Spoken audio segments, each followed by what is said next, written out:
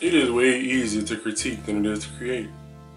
And I got this idea after a meeting with my thesis advisor.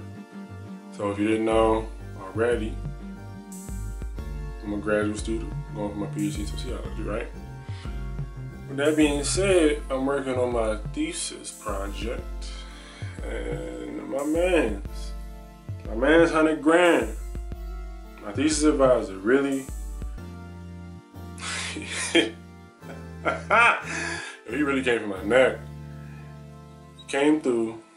I gave him a draft of my thesis, printed it out, making corrections and edits, and he was critiquing my work. Delete this doesn't make sense. You have this in your 5th paragraph, but you don't have this in the introduction, so I don't know. And then you have this in your introduction, but you never introduced it into the body of the paper. So why did you, and you said while, but you meant although. This whole section, you need to move that up. Look, he was really just poking holes all in my paper, and I am 100% appreciative of it. He took the time out of his day to critique something constructively and productively that I have been working on for a couple months now, and he genuinely wanted to see how he could help me improve what I was doing. And that's a beautiful thing, because not everybody, one, has the patience, the time, or the skill to be able to pick apart academic writing.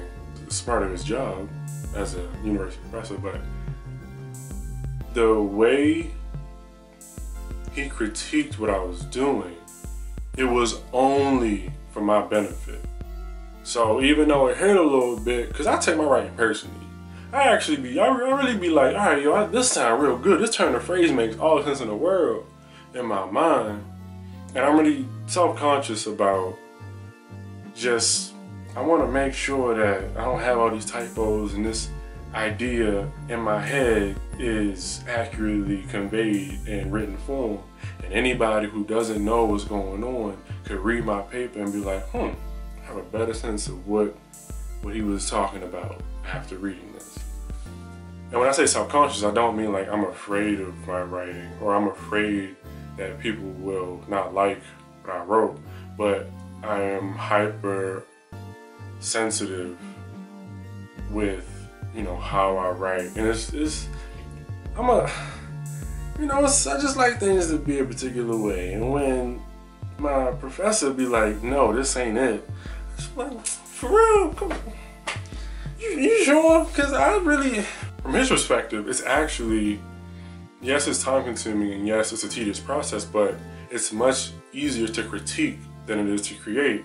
So all he had to do was take something that I already spent time creating and point at the inconsistencies, point at the errors, point at areas of improvement. Now, when you think about creation versus destruction, think about building a house. It can easily take a year to build a house from start to finish. When you're considering the blueprint, making sure all the zoning licenses are taken care of, making sure you have all of the materials and the money to buy more materials, making sure that the people who are working on the house are skilled and adequately compensated, making sure that everything is in order to go from blueprint to new construction, ready to be sold and lived in, right?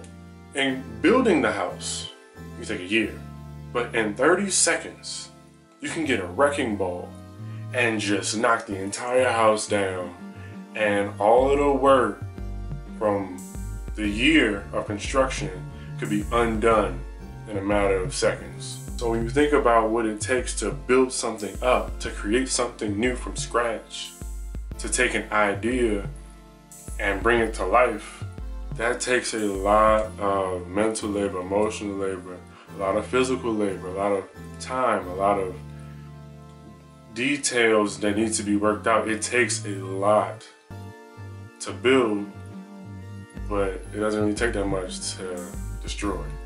For my thesis advisor, he can critique and make it happen.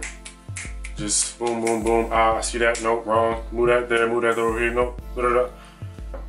For me to create, it was like, all right, okay, let me make sure that this sentence makes sense. And then, oh, this makes sense in the paragraph structure that I was thinking about. Wait, I mentioned this in the introduction, but where do I put it in the body? It takes so much more time to build than it does to destroy. Considering how it's easier to critique than it is to create, I want to point at areas in my own life where I've seen myself be so quick to critique others without considering how long it took or how much it took for someone to create whatever it is that I'm critiquing.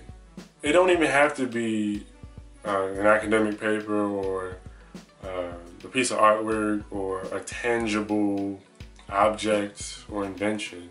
I've found myself critiquing other people for the lives that they've created, for the personas that they've created, for the identities that they created for themselves. And I'd be so quick to want to say like, see, I could have done it better, or, you know, the way you did it, it was cool, but like, you, this, that, and the third, you missed out on that. If I'm so quick to critique, am I as quick to create my own? Am I as quick to create the same type of thing that I'm critiquing? Am I so quick to not only critique, but also create solutions for my critiques? So I'm asking myself that on a daily basis, where if I see something that's wrong in the world, wrong with society, wrong with somebody that I don't know, somebody that I do know, am I as quick to create a solution as I am to critique whatever the problem that I see or that I perceive? Because just because I think it's a problem don't mean it is. Just because I see something as wrong or incorrect or doesn't necessarily make sense to me, that doesn't mean that it's invalid or that it's wrong for that individual, for that situation that's external for me.